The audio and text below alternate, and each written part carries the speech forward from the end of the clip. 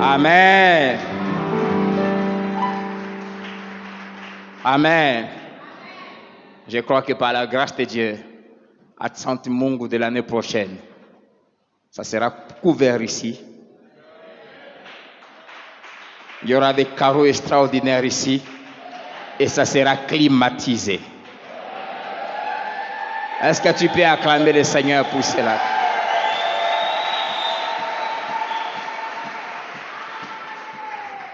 Que Dieu soit béni. Je crois tellement à la pluie qu'il a déversée au milieu de nous que les choses vont tellement aller de gloire en gloire chaque jour. Dieu est bon. Entre hier et aujourd'hui, 2 points. Il y a la grâce de Dieu et sa fidélité. Tel est le thème du message que Dieu m'a donné ce matin. Entre hier et aujourd'hui, 2 points. Il y a la grâce de Dieu et sa fidélité. Genèse 32, versets 9 à 10. Genèse 32, versets 9 à 10. Jacob dit, Dieu de mon père Abraham, Dieu de mon père Isaac, Éternel qui m'a dit, retourne dans ton pays et dans ton lieu de naissance, et je te ferai du bien. Je suis trop petit pour toutes les grâces et pour toute la fidélité dont tu as usé envers ton serviteur. Car, là il parle d'hier, j'ai passé ce Jourdain avec mon bâton. Quand il parle là, il parle de sa vie il y a 20 ans. J'ai passé ce Jourdain avec mon bâton. Et maintenant, aujourd'hui,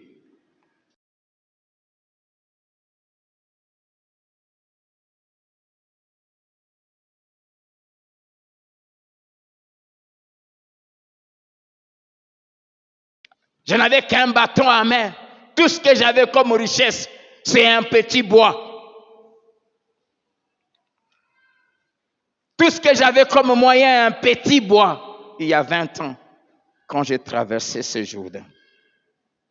20 ans après, je me retrouve au même endroit aujourd'hui. Et je forme des camps aujourd'hui. Entre hier et aujourd'hui, il y a les grâces de Dieu et la fidélité de Dieu. J'aimerais nous parler de 5 choses, 5 vérités. La première est que l'ingratitude fait très mal à Dieu et ça le choque. L'ingratitude, le manque de reconnaissance de la part de ses enfants, mais aussi de tous les hommes, chrétiens ou pas, envers Dieu, lui fait très mal et ça le choque. Et cette ingratitude se manifeste de plusieurs manières. Et le Seigneur m'a parlé de 4 principalement. La première manière dont nous manifestons cette ingratitude, c'est quand nous ne reconnaissons pas ce qu'il a fait hier.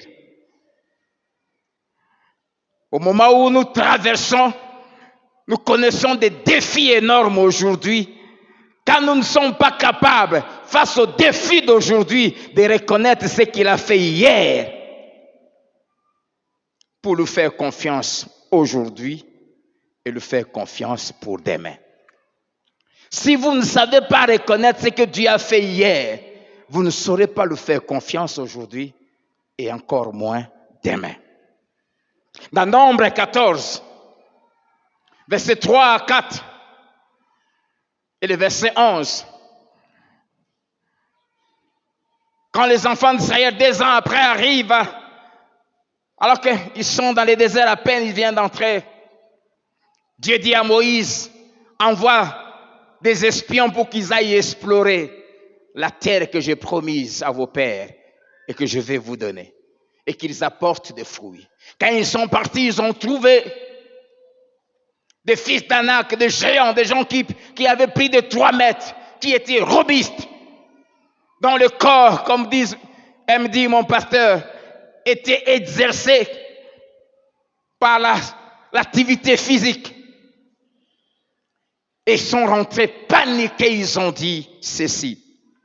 Tous les enfants d'Israël murmuraient contre Moïse et toute l'assemblée lui dit, que ne sommes-nous morts dans le pays d'Égypte ou que ne sommes-nous morts dans ces déserts? Pourquoi l'Éternel nous fait-il aller dans ces pays où nous tomberons par l'épée, où nos femmes et nos enfants et nos petits-enfants deviendront une proie? Ne vaut-il pas pour nous, ne vaut-il pas mieux pour nous de retourner en Égypte? Et il s'est dit l'un à l'autre, nommons un chef et retournons en Égypte. Ils ont commencé à pleurer. Le verset 11, comme ça fait mal. Et l'Éternel dit à Moïse, jusqu'à quand ce peuple me méprisera-t-il? Jusqu'à quand ne croira-t-il pas à moi? Écoutez la suite. Malgré tous les prodiges que j'ai faits au milieu de lui, tout ce que j'ai fait en Égypte, tout ce que j'ai fait pour le faire sortir, tout ce que j'ai fait devant la mer, tout ce que j'ai fait depuis 2 ans que vous êtes ici, une population de près de 3 millions que je nourris nuit et jour sans qu'un de vous ne produise quoi que ce soit. Jusqu'à quand? Comment vous ne savez pas reconnaître ce que j'ai fait hier? Chaque fois quand tu seras face à un défi, souviens-toi de ce que Dieu a fait hier. Sois comme David, face à Goliath, le Dieu qui m'a délivré des ours et des lions me délivrera de cet incirconcis. Ça fait mal à Dieu quand on ne sait pas reconnaître ses œuvres dans nos vies. Deuxièmement, l'ingratitude se manifeste quand nous faisons ce qui est mal aux yeux de Dieu, quand nous changeons d'attitude envers lui à cause des grâces qu'il nous a accordées. Philadelphie, il va sortir au milieu de nous beaucoup de dignitaires, beaucoup de millionnaires, beaucoup de grands, beaucoup de hommes et de femmes puissants dans ces pays et dans le monde.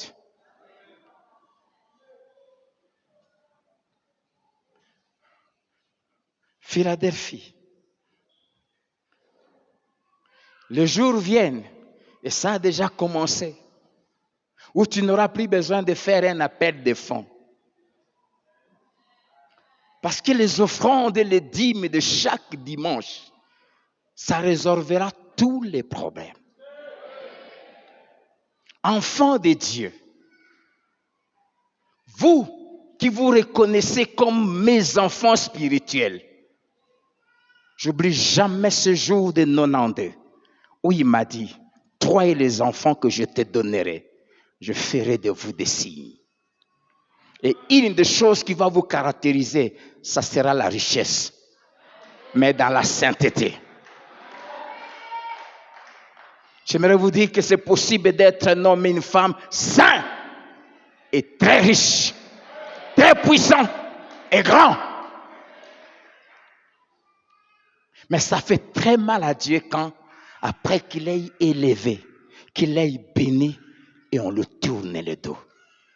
Et on prend ce que lui, il a donné pour aller faire du mal. Et quand cela arrive, il aime nous rappeler tout ce qu'il a fait depuis là où il nous a pris. David est devenu roi. Maintenant, il a le pouvoir de faire ce qu'il veut.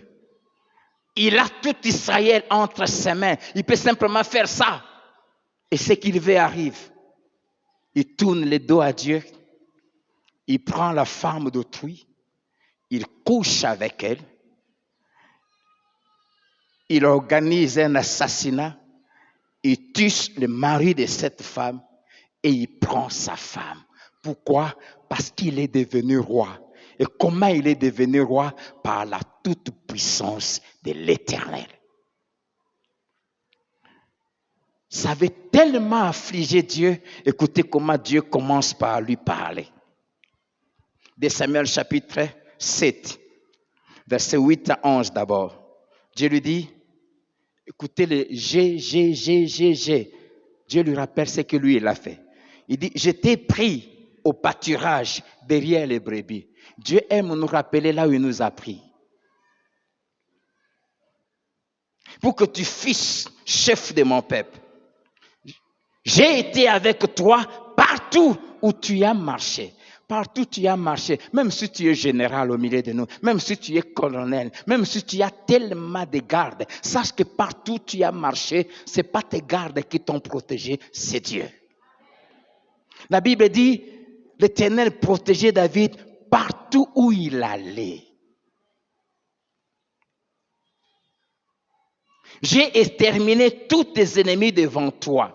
C'est pour cela n'empoisonne pas tes ennemis. Laisse Dieu s'en occuper. Et j'ai rendu ton nom grand, comme les noms des grands qui sont sur la terre. Ne va pas à l'occultisme. Dieu rend le nom grand. Je t'ai accordé du repos en te délivrant de tous tes ennemis. Je t'annonce que Dieu nous accorde du repos. Amen. De Samuel 12, verset 7 à 9, Dieu lui dit par la bouche de Nathan, tu es cet homme-là, ainsi parle l'Éternel. J'étais un roi pour Israël, plutôt sur Israël. J'étais délivré de la main de Saül. J'ai mis plutôt en possession, en ta possession, j'étais mis plutôt en possession de la maison de ton maître. Et je t'ai donné la maison d'Israël et de Juda. Et Dieu ajoute, et il dit, et si cela eût été peu, j'y aurais ajouté. Si Dieu trouve que ce qu'il t'a donné, qu'il va donner, si c'est toujours pas assez, il va ajouter. Dieu lui dit 9 fois, j'ai fait ceci pour toi, j'ai fait ceci pour toi, j'ai fait ceci, je t'ai pris, tu n'étais qu'un berger, tu n'étais même pas considéré, même ton propre père ne te donnait pas de la valeur. Du reste, quand on est venu chercher le roi, ton père ne t'a même pas présenté. Parce que pour ton père, tu ne comptais pas. Et dans les coutumes juives, quand un homme avait 7 fils, dès que le 7e naissait, ceux qui venaient après des garçons n'étaient pas considérés. Et David était le 8e garçon. C'est pour cela que quand Samuel est venu, son père ne l'a pas présenté selon la coutume. Il y a même un commentateur qui est allé très loin, qui dit, dans cette coutume, surtout à cette époque-là, le 8e garçon qui venait était considéré comme une malédiction. Et c'est ce que David était. Et Dieu lui rappelle et dit, je t'ai pris derrière les brebis, là où ton père t'avait caché, c'est là où je t'ai pris. J'ai. Une manière de lui dire, tout ce que tu es devenu, c'est moi. Et Babi Soyo, tout ce que nous sommes, c'est Dieu. Babi Soyo. Nous là, Philadelphie, tout ce que nous sommes, c'est Dieu. Tout. Amen. Et Dieu lui dit, verset 9, pourquoi donc as-tu méprisé la parole de l'Éternel en faisant ce qui est mal à ses yeux? Dieu voulait lui dire, c'est comme ça que tu me remercies. Après tout ce que j'ai fait pour toi, David, c'est comme ça que tu me dis merci. Moi qui t'ai ramassé là-bas, je fais de toi, je t'ai amené là où tu es. Et pour me dire merci, c'est comme ça que tu agis. Ça fait mal à Dieu. Quand nous lui remercions en lui tournant le dos, simplement pourquoi? Parce qu'il nous a élevés. On devient orgueilleux. On devient suffisant. On ne vient plus au culte. On ne prie plus. On n'a plus de temps pour chercher Dieu. On ne gêne plus parce qu'on est arrivé. Je suis devenu. On parle de moi. Toutes les chaînes de télé parlent de moi. Tu n'as plus le temps. Quand tu veux sortir et dire Seigneur, protège-moi. Pourquoi? Parce que tu es escorté par des gardes. Tu es arrivé. Et quand Dieu regarde, ça lui fait mal. Et il vient toujours pour nous rappeler, toi là, Christian, toi, je t'ai pris. Dès qu'il n'en a pardon, Dieu te fera beaucoup de bien pour te récompenser. Ne change pas. Devenir orgueilleux, c'est bête.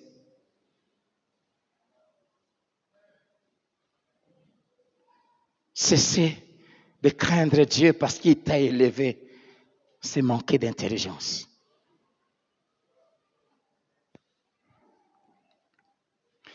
Abandonner les valeurs spirituelles qui ont réjoui le cœur de Dieu et qui l'ont poussé à t'élever parce que tu es arrivé. C'est insensé. Je nous disais hier, quand on clôturait les 30 midi, cette parole que mon père spirituel, l'apôtre Roland Dallot, me rappelle tout le temps quand on est ensemble. Il me dit toujours, fils, n'oublie jamais, ce que Dieu nous donne par la prière, on les protège, on l'entretient par la prière. Faisons attention. Nous avons cherché Dieu. Dès demain, nous allons encore commencer à le chercher. Les choses, les valeurs qui ont poussé Dieu à agir, alors que nous allons aller dans les conquêtes d'autres grâces. Il me dit souvent cette deuxième phrase. J'oublie jamais la première fois, il m'a dit cette phrase dans son bureau. Il me dit, veille. Des choses que Dieu t'a déjà données, apprends à bien les garder pendant que tu cherches à acquérir ce qu'il ne t'a pas encore donné. Veille à ne pas perdre ce que tu as déjà parce que tu veux avoir ce que tu n'as pas encore. Combien de gens, quand Dieu élève, parce que tu veux devenir encore ministre, tu veux devenir premier ministre, et tu oublies de garder la femme que Dieu t'avait déjà donnée. Patrick, kumeka jamais ko salango na obetayo. Nazala makasi Comment il est dans Obina? J'ai 53 ans. Je suis très fort petit.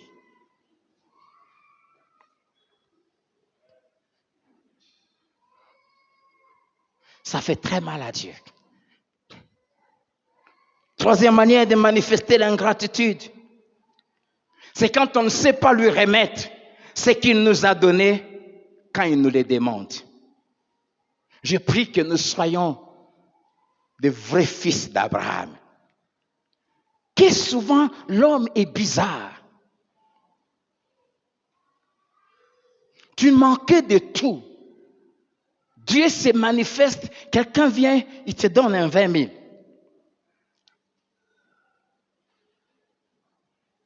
Et puis, pour donner à Dieu sa dîme de 2 000, tu commences à calculer 2 000.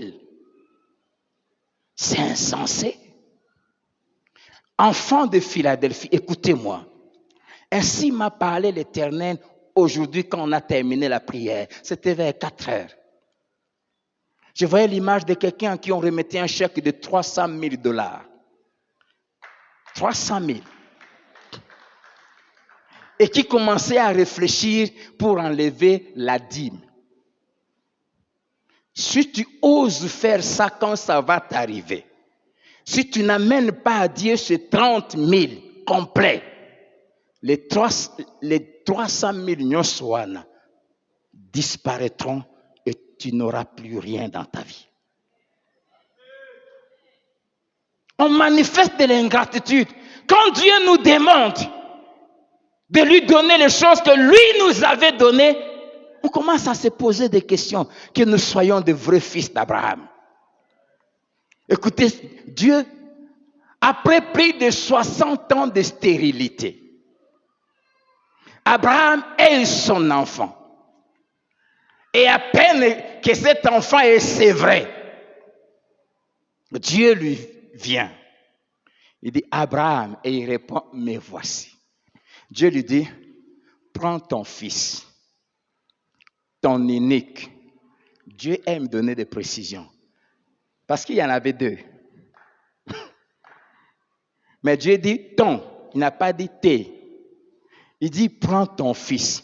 Pour qu'il n'y ait pas de confusion, parce que si Dieu n'avait pas donné toutes ces précisions, Dieu allait prendre Ismaël. Et Abraham allait prendre Ismaël. Dieu a précisé. Il y a quelqu'un ce matin à qui Dieu a donné des précisions sur ce qu'il doit donner à Dieu. Dieu a dit, prends ton fils, ton unique, celui que tu aimes. Il dit, prends-les et va me les sacrifier.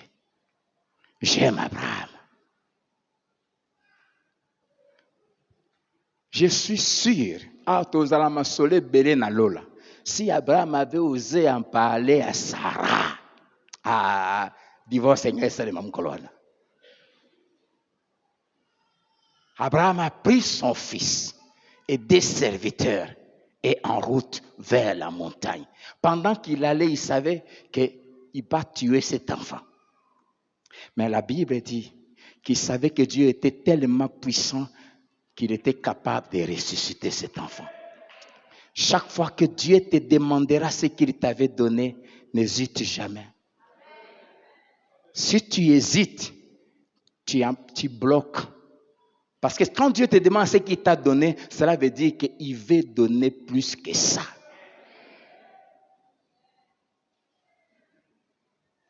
L'ingratitude. Dieu dit à Abraham, il dit, je sais maintenant que tu crains Dieu et que tu ne m'as pas refusé ton fils, ton unique. Et Dieu va ajouter au verset 7 du chapitre 22 de Genèse, je le jure par moi-même, parole de l'Éternel, parce que tu as fait cela et que tu ne m'as pas refusé ton fils, ton unique, je te bénirai et je te multiplierai. Quatrièmement, comment on manifeste l'ingratitude? Quand on ne sait pas revenir vers Dieu, après qu'il nous ait donné ce qu'on lui avait demandé pour lui dire merci et accomplir le vœu qu'on lui avait fait. Quand nous cherchons Dieu, quand nous demandons, nous faisons des vœux, Seigneur, si tu me donnes, je ferai ceci. Mais souvent, quand Dieu fait, on oublie le vœu qu'on lui avait fait. Je prie que nous soyons de la race de Anne. La Bible dit l'amertume dans l'âme. Anne prie à Dieu et dit, Éternel, si tu regardes mon affliction, si tu regardes la douleur de ta servante, et si tu donnes à ta servante un enfant mâle, je le consacrerai à l'Éternel toute sa vie. Et il sera toute sa vie consacré à l'Éternel. Et l'homme de Dieu lui a dit, va, que Dieu exauce la prière que tu lui as faite. La Bible dit, l'année qui avait suivi, Dieu se souvient de Anne. Et Anne a conçu. Et Anne a accouché Ismaël. Et plutôt Samuel. Mais j'aime cette femme. Quand l'enfant est entre 7 et 10 ans, elle a sévré l'enfant. Elle a pris l'enfant. Et Dieu n'avait pas ajouté un deuxième enfant jusque-là. Elle n'avait que celui-là. Elle a pris cet enfant. Elle est allée dans la maison de Dieu. Elle trouve l'homme de Dieu et dit, je t'en prie, mon Seigneur. Je suis cette femme, si tu te souviens, qui priait ici, qui pleurait ici devant toi. Et c'était pour cet enfant. Et j'avais promis à Dieu que s'il me le donne, je le consacrerai. Et je suis venu le livrer à Dieu. Et il sera toute sa vie consacré à l'Éternel. Et Anne a déposé Samuel là dans le temple et elle est rentrée bredouille. Waouh! As-tu oublié? le vœu que tu avais fait à Dieu? Quand on ne sait pas revenir pour lui dire merci. Jésus a guéri 10 lépreux. Mais un seul est revenu. Et de plus, un étranger, un païen, qui revient, il se jette aux pieds de Jésus pour lui dire merci. Jésus pose la question à tout le monde. Tous les 10 n'étaient-ils pas guéris? Mais où sont les 9? Y avait-il seulement cet étranger pour venir rendre gloire à Dieu? J'aimerais te dire une chose. Chaque fois que Dieu te donnera ce que tu lui as demandé, c'est un test. Si tu lui dis merci, il va ajouter plus. Tous les 9 autres ont obtenu seulement la guérison de leur corps. Mais celui qui était reconnaissant, qui est revenu, en plus de la guérison de ses yeux, il a obtenu le salut de son âme. Nous serons avec lui au ciel. Tous les 9, ils seront en enfer parce qu'ils ne s'étaient pas convertis. Quand cet homme est revenu, se jeter aux pieds de Jésus, Jésus lui dit, va, ta foi t'a sauvé. Il a été sauvé. La reconnaissance pousse Dieu à ajouter plus. Amen. L'ingratitude. La deuxième vérité que j'aimerais nous partager ce soir, nous voulons répondre à une question. Pourquoi la reconnaissance? Pour 3 raisons. La première, c'était la reconnaissance, c'est un ordre de Dieu. Colossiens chapitre 3, verset 15, Dieu nous ordonne en disant, soyez reconnaissants. C'est un ordre, c'est un impératif. Hébreux chapitre 12, le verset 28. C'est pourquoi, recevant un royaume inébranlable, montrons notre reconnaissance en rendant à Dieu un culte qui lui soit agréable, avec piété et crainte. Les premiers éléments de reconnaissance que nous devons témoigner à Dieu, c'est la crainte de Dieu. Et la piété, c'est-à-dire un amour profond pour Dieu, mais qui s'accompagne de la crainte et du respect de Dieu. Et la troisième manière de lui montrer notre reconnaissance, c'est de lui offrir un culte digne de lui. Dans tes moments personnels d'adoration, quand tu veux prier, tu veux faire ton culte personnel, éteins ton téléphone, déconnecte-toi de tout le monde, investis-toi totalement. C'est quand on vient à l'église pour l'adorer, on le fait de tout notre cœur. C'est pour cela que nous préparons sérieusement nos cultes pour que nous puissions offrir à Dieu un culturel. La Bible dit, montrons, parce que nous avons reçu un royaume inébranlable, montrons notre reconnaissance en lui offrant un culte raisonnable, digne de lui, avec respect. Quand il faut se prosterner, on le fait. Quand il faut acclamer, on acclame. Quand il faut danser, on danse. Quand il faut crier, on crie. On le fait de tout notre cœur. Amen. Deuxièmement, parmi les 5 sacrifices que Dieu avait institués par Moïse dans le désert, un des 5, il y avait l'action des sacrifices d'action de grâce. Allez lire ça dans tout le chapitre de Lévitique 7, verset 1 à 38.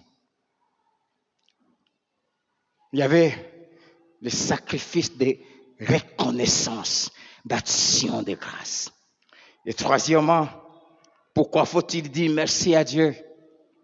À cause de ce qu'il fait pour nous. Le psaume 103, tous les chapitres, vous pouvez lire, mais je vais me limiter au verset 5, 1 à 5. La Bible dit, mon âme bénit l'Éternel et n'oublie aucun de ses bienfaits. Il ne faut jamais oublier les bienfaits de Dieu, même pas un. C'est pour cela ayez l'habitude d'écrire les choses que Dieu fait pour vous.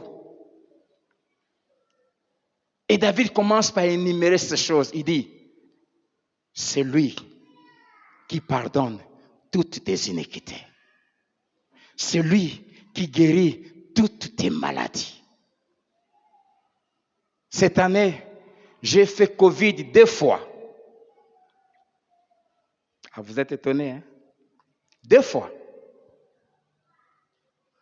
Ma femme en a fait 1 fois. J'ai vu Covid tuer des gens hyper riches. Et les 2 fois, je ne savais même pas que j'avais le Covid. Quand je vais voyager, je pars faire les tests. On me dit c'est positif. On avait vu un moment, j'ai disparu pendant presque des semaines. Ça ne m'a rien fait. Pourquoi? Parce que c'est lui qui guérit toutes mes maladies.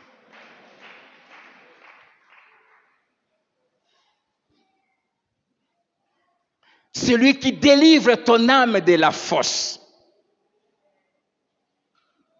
J'oublie jamais, c'est lundi du mois de mars, très tôt le matin, vers 6h30. Je priais toute la nuit, puis je suis venu dormir vers 5h. Et ma femme s'est levée. Elle est allée dans la salle de bain qui est juste dans notre chambre et elle a glissé. Et ça a atterri sur le bidet. Elle a crié. Elle m'appelle toujours par mon poste nom, le nom de mon père. Basso!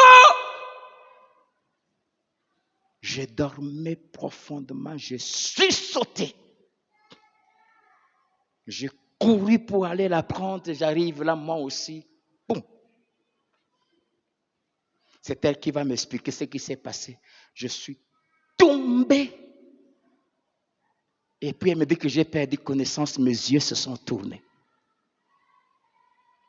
J'étais loin, j'ai parté. Je l'ai entendu crier, Tim, Tim, Tim. J'étais sans habit, elle aussi sans habit. Et puis, je suis revenu. C'est lui qui délivre nos vies de la fosse.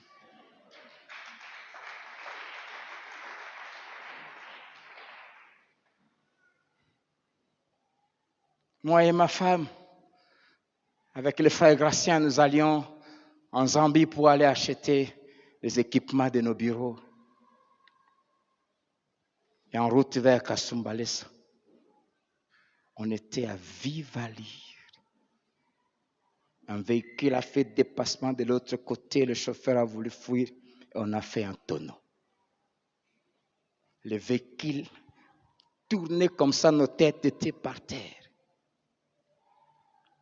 Ça roulait jusqu'à ce qu'on a rangé la route en cet endroit et c'était pas la caillasse qu'on avait soulevé, on a barré. C'est là que le véhicule est allé s'arrêter.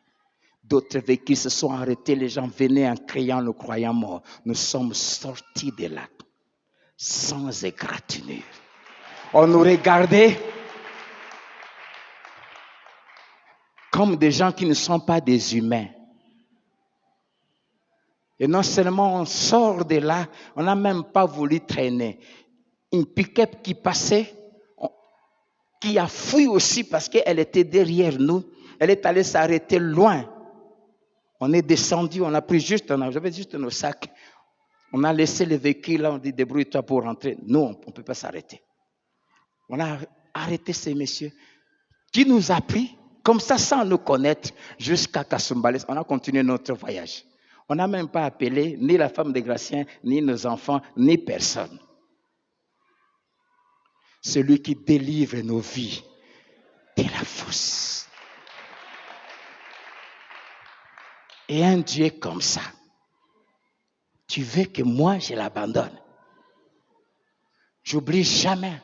Je revenais d'une mission de service. C'est pour ça que je n'aime plus prendre ces petits avions-là.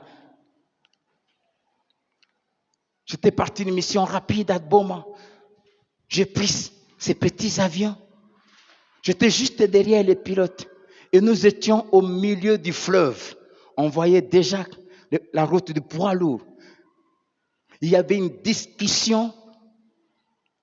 C'est juste 10 places. La place du pilote et la place de l'hôtesse. Les passagers en étaient qu'à 10. Il n'y a même pas où bouger, il n'y a même pas de toilettes.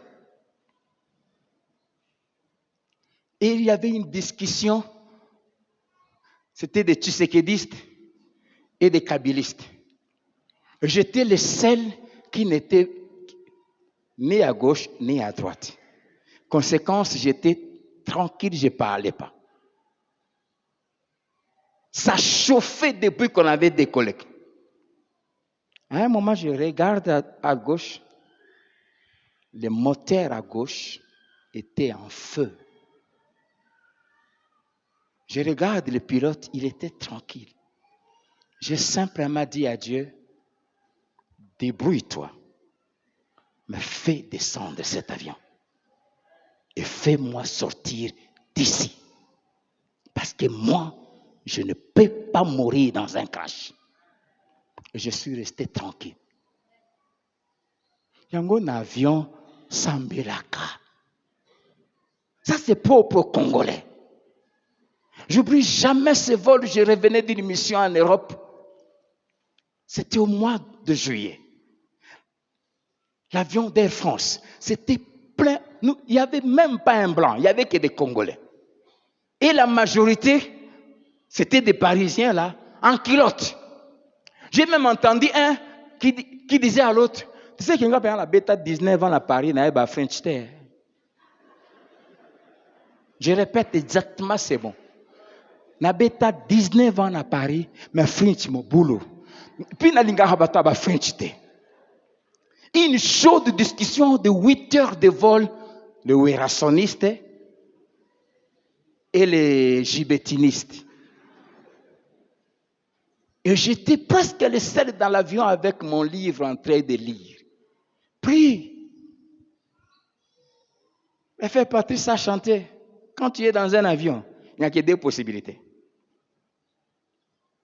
2, pas 3. Soit la morgue. Morgue en opé à condition qu'on retrouve le corps. Soit tu rentres chez toi.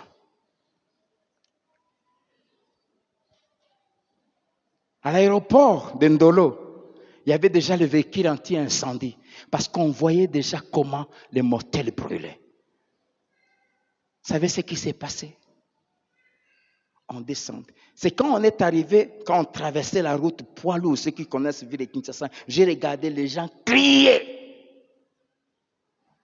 On n'a jamais fait comme les avions font, on atterrit puis ça roule. Non, c'était boum et ça s'arrête. Boum, et ça s'est arrêté. J'étais le 3e à sortir. Tous les autres, c'est quand on est descendu qu'ils ont réalisé ce qui s'est passé. J'ai simplement manqué assez pour leur dire, c'est moi qui vous ai fait sauver.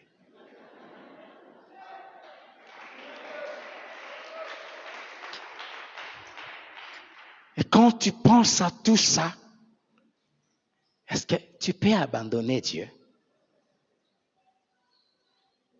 Amen. Amen. C'est lui qui délivre ta vie de la fosse. C'est lui qui te fait rajeunir comme l'aigle. Aujourd'hui, nous n'avons l'âge parce que tu ne sais pas rendre grâce à Dieu. Apprends à rendre grâce à Dieu, tu vas voir comment il va commencer à te faire rajeunir comme l'aigle. Tu vas voir, les années augmentent, mais le corps ne change pas. Sur tout ce qui était sorti de l'Égypte, 603 000 hommes. Tous sont morts dans le désert, sauf 2. Et vous savez pourquoi les 2 ont survécu? Parce qu'ils savaient dire merci à Dieu. Ils savaient reconnaître la toute-puissance de Dieu. À tel enseigne que quand ils arrivent dans la terre promise, l'un vient vers l'autre, alors qu'il avait 85 ans, il dit, je suis encore vigoureux. Comme il y a 45 ans, quand Moïse nous avait envoyés. Mais toi, tu n'as que 35 ans. Mec, même quand tu viens à l'église, tu arrives toujours en retard. Quand on dit danse, même sauter là, tu ne sais pas sauter. Tu as 35 ans. Moi, 53, je saute. Toi, 30 ans. Lourd. Que Dieu rajeunisse tes os. Que Dieu rajeunisse ton cœur. Que Dieu rajeunisse tes cellules. Que Dieu rajeunisse ton cerveau. Que Dieu rajeunisse tes yeux. Que tes os soient rajeunis. Saute un peu. Alléluia. Que tu sois plein de vigueur, plein de vie. La Bible dit l'Éternel, son Dieu, est pour lui comme la vigueur du buffle. Tu es trop goï-goï pour te réveiller le matin. 20 ans, mais tu dors jusqu'à 9 heures. Quand on est laisse-moi.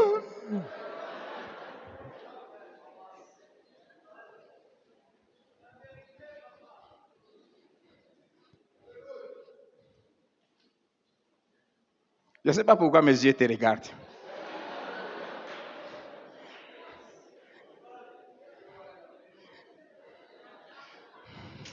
Il a baissé la tête, bon. Ça m'a freiné dans ce que j'allais lui dire. Alléluia. C'est toi qui me fais rajeunir comme l'aigle. C'est toi qui me rends justice. Voilà. Savoir reconnaître les bienfaits de Dieu. Sache que c'est Dieu qui nous protège.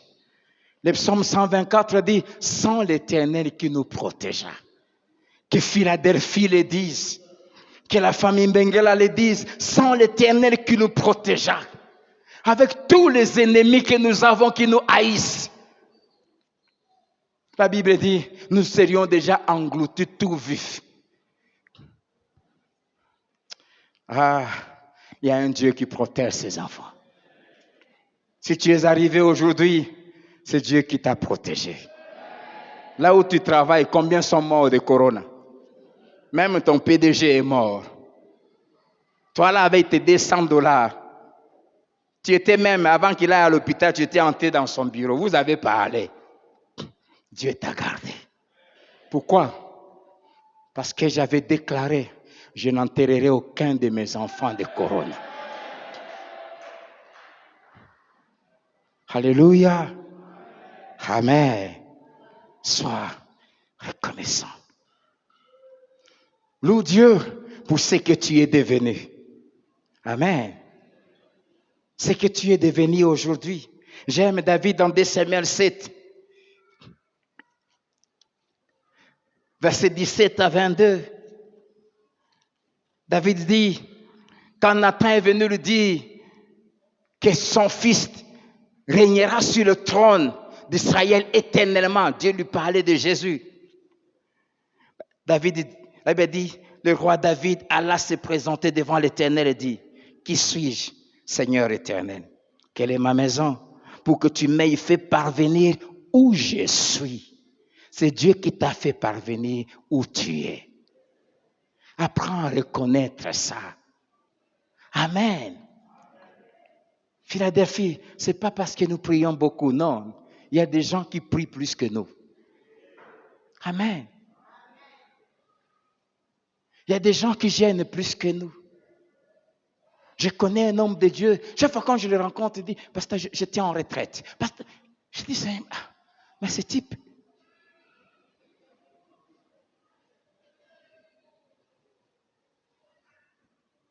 Mais quand je vois les grâces de Dieu ici chez nous, je ne vois pas ça chez lui. Et je reconnais, ce n'est ni le jeûne, ni les prières, ni la crainte de Dieu.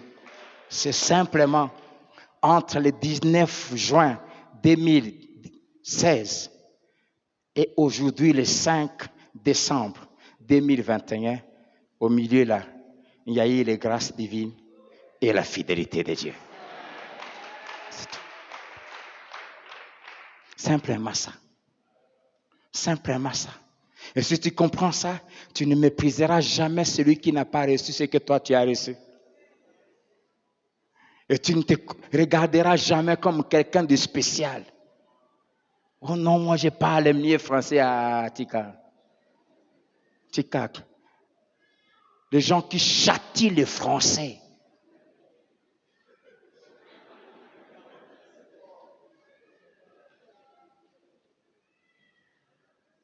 Les gens qui ont le verbe.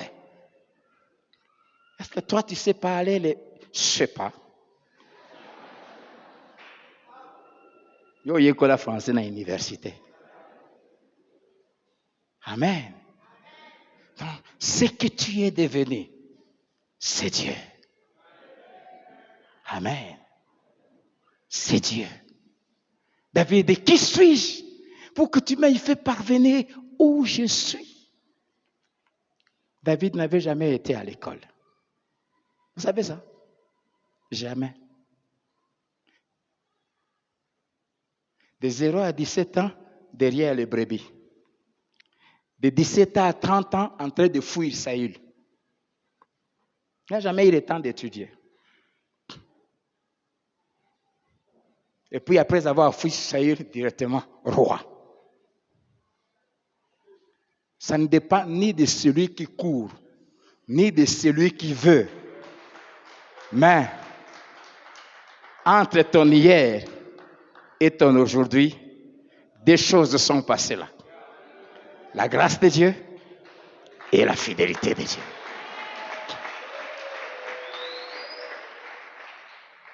Pourquoi cette grâce sur toi et pas sur moi? Naïebité.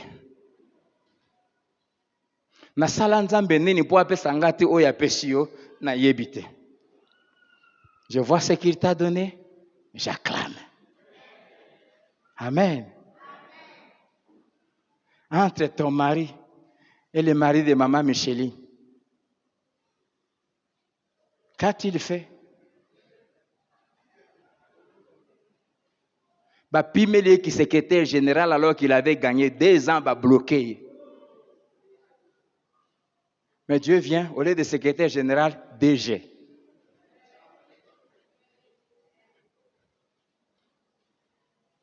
Elle a fait quoi? Tu dirais peut-être qu'il a eu la grâce d'une femme qui prie. Mais toi, tu pries plus qu'elle. Peut-être jusqu'à ta mort, ton mari ne deviendra même pas directeur.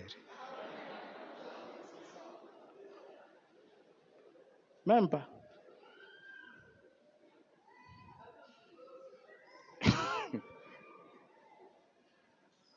Amen. Ne jalouse pas. La Bible dit, il fait miséricorde à qui il fait grâce à qui il élève qui? Il abaisse qui? Parmi les attributs de Dieu, il y a un attribut très important qu'on appelle la souveraineté. Il use de ses biens comme il veut. Toi, quand tu utilises tes biens, tu demandes l'autorisation à qui? Alors, quand Dieu veut utiliser ses biens, nous tous cela, nous sommes ses biens. Tu veux qu'il te consulte pourquoi? Yonan.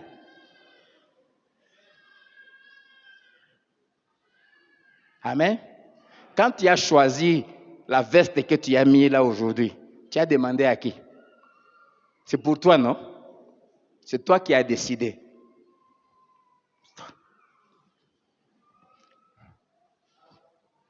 Alors, quand Dieu décide d'élever quelqu'un, pourquoi tu discutes? Amen. Là où tu es, Dieu t'aime.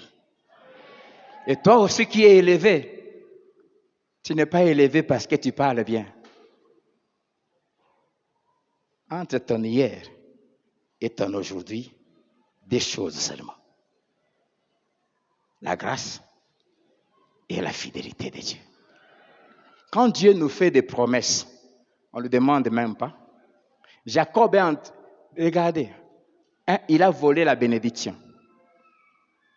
Il a escroqué, il a menti, il a fait des dégâts. On cherche à le faire payer, il fuit. Et en fuyant, il se retrouve à un endroit épuisé parce qu'il devait faire plus de 600 km entre Cana et Charan. Il prend une pierre comme oreiller pour dormir. Bien-aimé, ce n'est pas un lit en diamant qui va te donner des révélations. Ce n'est pas une chambre climatisée qui donne des révélations.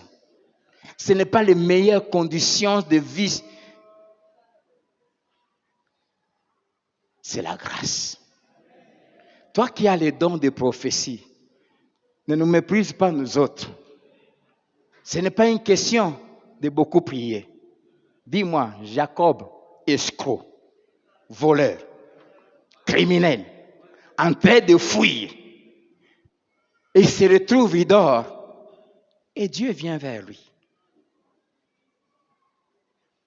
Un escroc, un voleur, un menteur de carrière.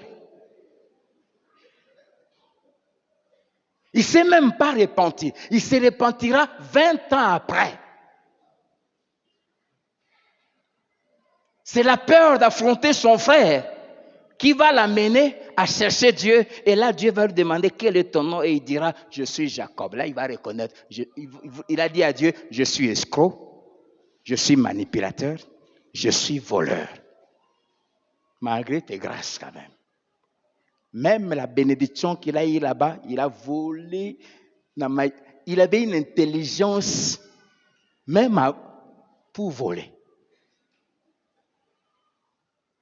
Et Dieu lui apparaît. Et Dieu lui dit, je serai avec toi. Je multiplierai ta postérité. La terre que tu occupes, je la donnerai à ta postérité. Il dit, je te garderai jusqu'à ce que je vais accomplir ce que je t'ai dit. Et Dieu dit, il ajoute, il dit, je te ramènerai dans ton pays. Promesse envers quelqu'un qui n'a rien demandé et qui ne mérite même pas. C'est pour cela, 20 ans après, toutes ces paroles se sont accomplies et il dit à Dieu, il y a 20 ans, j'ai passé ce Jourdain. Je n'avais qu'un bâton. Et aujourd'hui, je forme des camps. J'ai passé ce Jourdain. J'étais seul. Aujourd'hui, il avait 4 femmes en tout. 11 enfants et le 12e qui était en route. J'ai passé ce Jourdain, je n'avais qu'un bâton. Et aujourd'hui, j'ai une richesse à tel point qu'il va dire à son frère, Dieu m'a comblé et je ne manquais de rien. Et il réalise qu'entre mon hier et mon aujourd'hui, ta grâce a agi et ta fidélité. Amen.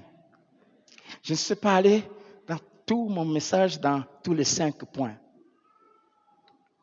Regarde, du 1er janvier à aujourd'hui, tu avais commencé, ce 1er janvier, tu étais célibataire.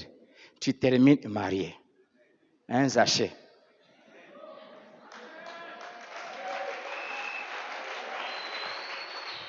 Tu mangeais le pain sec. Tout pasteur de Philadelphie que tu étais.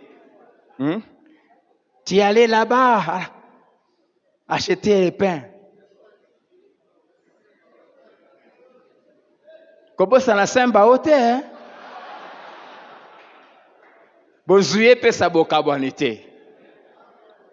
Tu as commencé cette année, tu étais chômeur. Aujourd'hui, tu termines, tu travailles. Tu as commencé cette année, locataire, tu es en train de terminer propriétaire. Tu as commencé cette année, pauvre. Aujourd'hui, tu as un compte en banque. Tu as commencé cette année malade, mourant. Mais aujourd'hui, tu es en train de terminer, en train de danser. Tu danses. Il y a des choses visibles que Dieu a faites. Mais quelqu'un va me dire, moi j'ai tout perdu. Quand je regarde entre hier, janvier et aujourd'hui, j'ai perdu mon enfant. J'ai perdu mon mari. J'ai perdu mon travail. J'aimerais te dire, si tu es en Christ, tu ne recules jamais. La Bible dit, nous tous dont le visage découvert, elle dit, nous tous qui ont cru en Jésus, quand nous les contemplons, nous sommes transformés de gloire en gloire. Tu as fait des progrès, mais des progrès invisibles. D'ailleurs, je préfère des progrès invisibles parce qu'ils produisent les visibles. Joseph, son hier,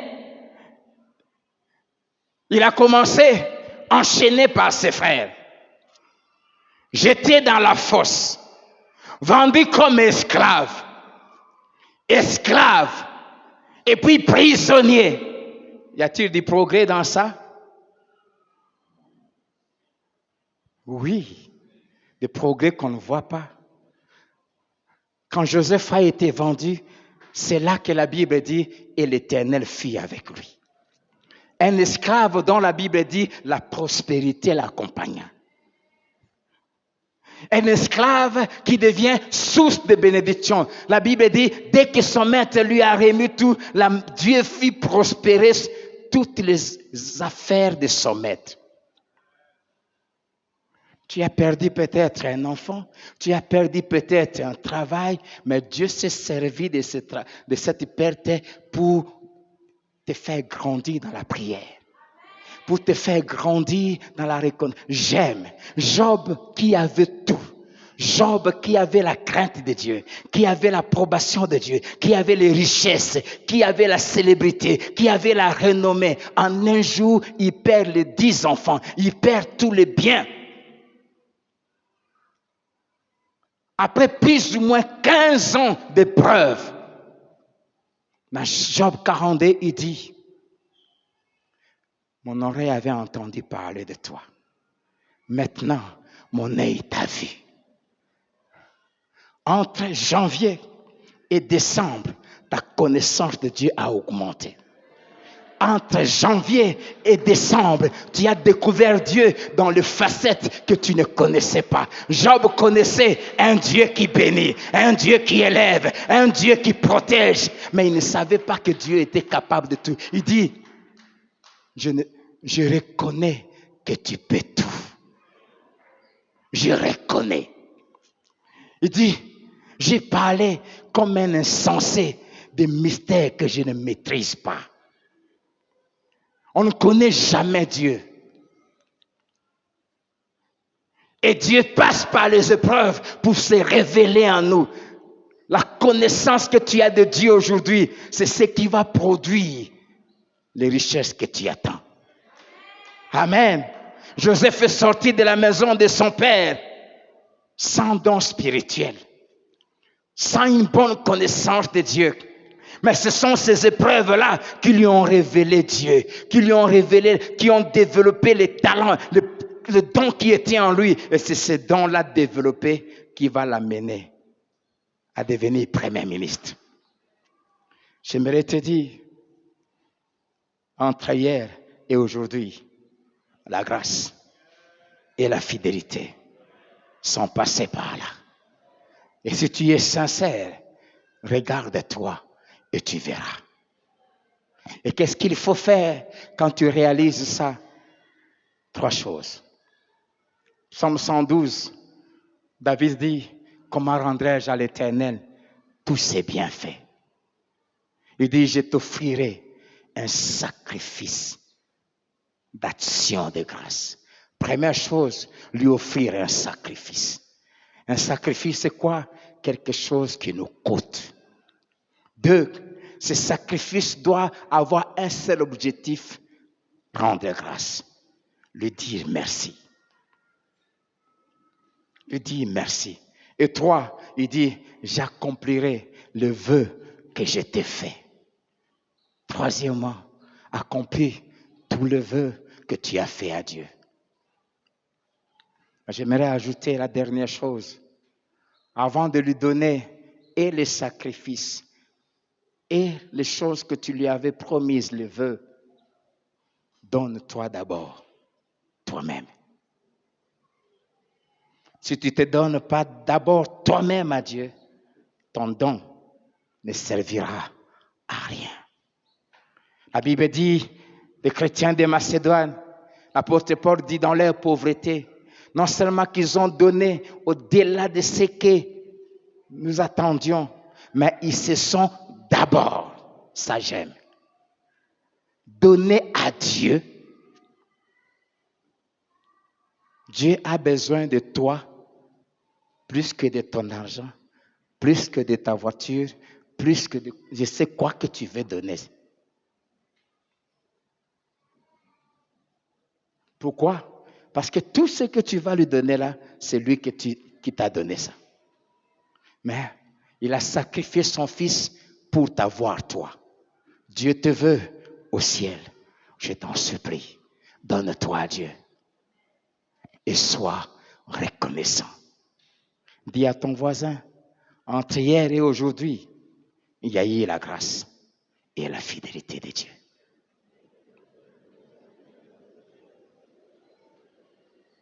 Et si tu crois qu'entre janvier et décembre, la grâce et la fidélité sont passées par là, lève-toi avec moi et acclame Dieu.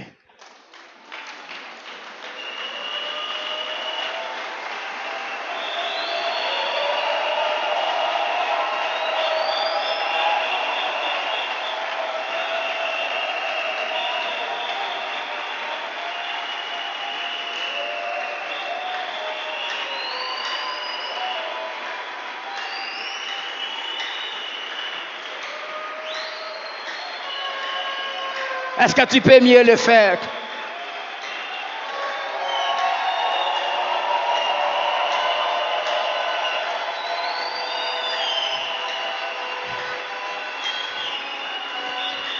Entre janvier et décembre, la grâce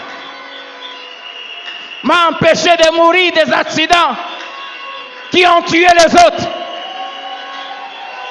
Entre janvier et décembre, la grâce m'a empêché de mourir de corona qui a tué les autres. Entre janvier et décembre, la grâce a fait entrer un diplôme dans ma maison. Entre janvier et décembre, la grâce t'a transformé. La grâce t'a changé. La grâce t'a aidé à cesser d'être impudique, à cesser de mentir. Tu es devenu aujourd'hui un adorateur de Jésus, un craignant Dieu, un consacré à Dieu. Entre hier et aujourd'hui, la grâce est passée par là. Si tu vis simplement parce que Dieu est resté fidèle à la promesse qu'il t'a faite, parce qu'elle n'est pas encore accomplie, tu ne peux pas mourir. Entre hier et aujourd'hui, la fidélité de Dieu est passée par là. Entre hier et aujourd'hui, la grâce est passée par là. Na pesanini na Jéhovah. Voilà munayo ele kebele.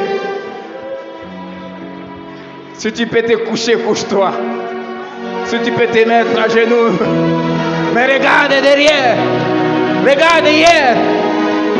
Il y a 10 ans, qui étais-tu? Tu passais tes nuits dans les boîtes de nuit. Tu étais en route vers l'enfer. Mais entre 2010 et aujourd'hui, la grâce est passée par là. Les amis avec lesquels vous allez en boîte sont restés païens. Cette nuit même, ils étaient en boîte. Jacob dit, j'ai passé ce Jourdain, je n'avais qu'un bâton. Aujourd'hui, dis-lui merci. Yes.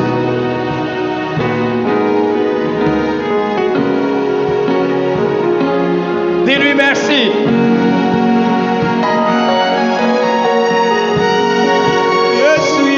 Hier, tu avais peut-être l'argent, tu avais peut-être les honneurs, mais tu n'avais pas la crainte de Dieu que tu as aujourd'hui. Tu n'avais pas la connaissance de Dieu que tu as aujourd'hui. Dieu a permis que tu perdes ces choses pour que tu te rapproches de lui, pour que tu le connaisses, pour que aujourd'hui tu deviennes quelqu'un qui, quand tu parles de Jésus, on t'écoute. Quand tu imposes les mains, les malades sont guéris. Entre hier et aujourd'hui, la grâce t'a transformé.